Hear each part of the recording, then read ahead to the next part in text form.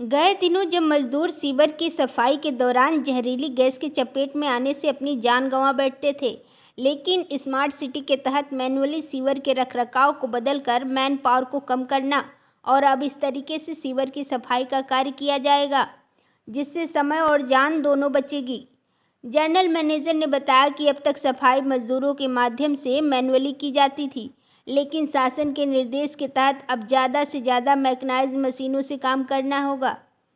जलकल विभाग प्रयागराज द्वारा smart city के तहत मेन होल को मशीन होल में बदलना होगा।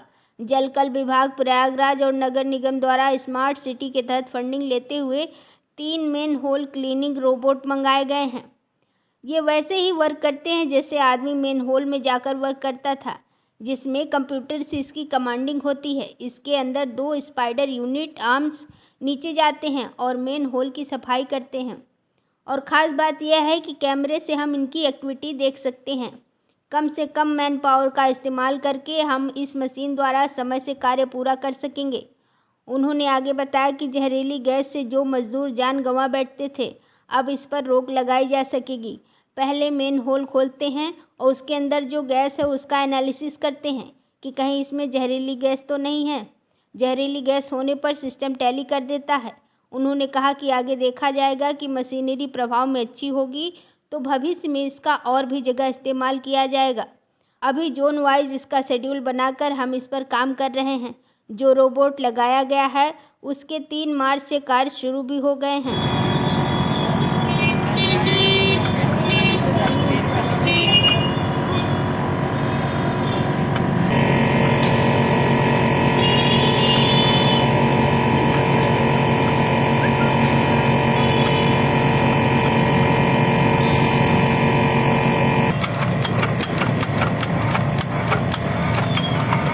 नाम है बैंडिकोट।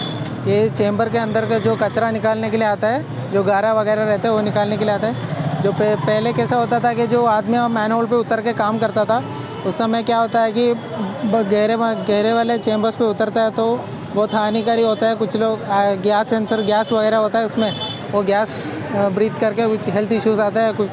कुछ लोग का हादसा भी हुआ है। अभी कैसा है कि इसमें ये जो मशीन आया है इसमें पूरा और रोबोटिक सिस्टम है। उसमें बकेट वगैरह आता है, एक रोबोटिक आर्म आता है और 4 रोबोट का लेग सकता है। जो चेंबर के अंदर जाके जो कचरा रहेगा वो बकेट से यूज़ करके जो भी कचरा रहेगा बाहर हम लोग इजीली निकाल सकते हैं। इसलिए काम इजी हो गया है। जो मैनुअली कर रहा था उससे भी ज़्यादा प्रोडक्टिविटी हम लोग को मिलता है ये काम करते वक्त। और मेरा नाम है प्रशांत प्रदीप, मैं साइट इंजीनियर हूँ। कितने इसमें कैमरे लगे हैं, किस तरीके से काम करते हैं? वे इसमें पूरा 4 कैमरा लगा हुआ है। इसमें जो चेंबर के अंदर जाएगा तो उसमें दिख सकता है कहाँ कचरा है क्या है करके। पूरा इसके अंदर डिस्प्ले है, डिस्प्ले में पूरा देख सकता है। और इसमें इसके और एक्स्ट्रा एडवांटेज क्या है कि इसमें गैस सेंसर आया है।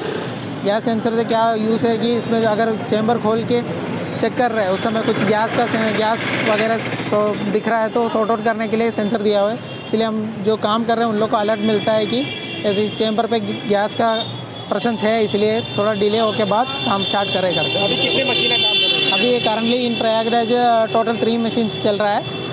अभी और भी आने वाला है करके बताया है। अभी हमारा फिनेंस मिनिस्टर ने बजट पे डाला है कि पूरा मैनहोल्स को रोबो मैनहोल की तरफ चेंज करने के लिए एक नया इनिशिएटिव मैम ने उठाया है। मेरा नाम प्रशांत, असिस्टेंट साइट मैनेजर।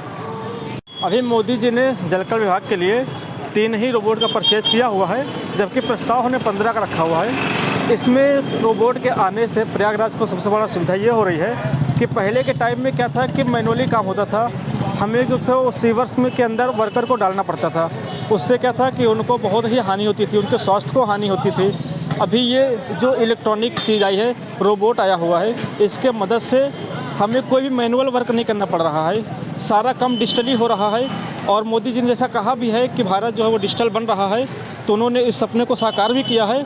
और जलकल विभाग के लिए हमारे लिए भी 3 का दिया हो खरीद करके, और ये 15 का और प्रस्ताव रखा गया है, तो 15 और आ रहे हैं। ये जो टोटल मशीन है वो एयर पे डिपेंड होती है, एयर कंट्रोलिंग होती है। इसके अंदर जेन रोबोटिक्स टीम ने 7 कैमरे लगा रखे हैं और इसके अंदर सेंसर भी दे रखा है।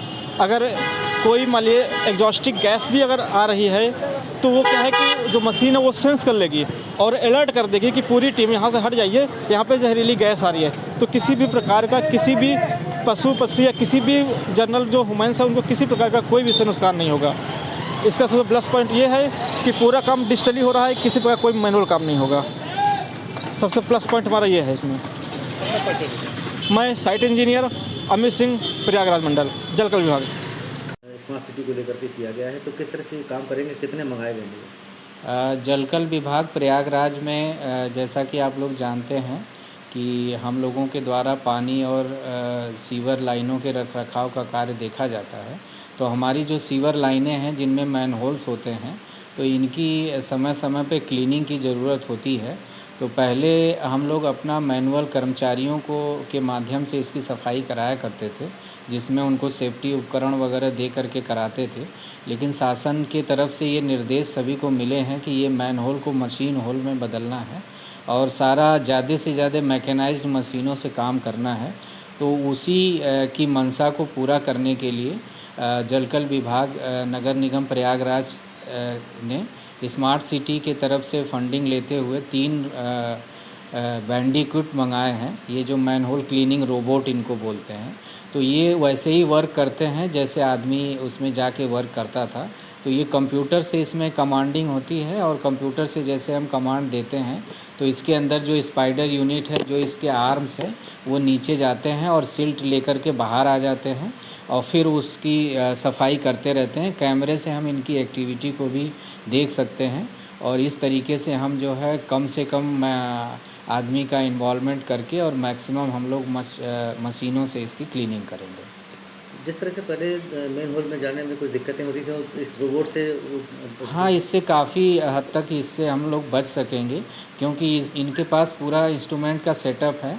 ये पहले मैनहोल खोलते हैं, फिर उसके अंदर जो गैस है उसका भी एनालिसिस करते हैं कि उसके अंदर कोई जहरीली गैस तो नहीं है या उसके अंदर कोई और ऐसा पार्टिकल तो नहीं है। तो जब वो उसके अंदर आर्म जाता है मशीन का, कोई आदमी का कोई इन्वॉल्वमेंट नहीं होता है, तो आदमी की पूरी सेफ्टी होती है। और भी आवश्यकता होगी? अब इसकी हम लोग देखेंगे, अभी इनकी परफॉर्मेंस बहुत अच्छी होगी, जैसी होगी उसके हिसाब से भविष्य में और भी मंगाने का कोशिश किया जाएगा अगर आवश्यकता होती है तो अभी ये जोन वाइज इसका शेड्यूल बना के इस पर हम लोग काम कर रहे हैं। अभी कितने रोबोट बनाए हैं? अभी 3 रोबोट बनाए हैं और 3 मार्च से ये सभी कार्यशील भी हो गए हैं।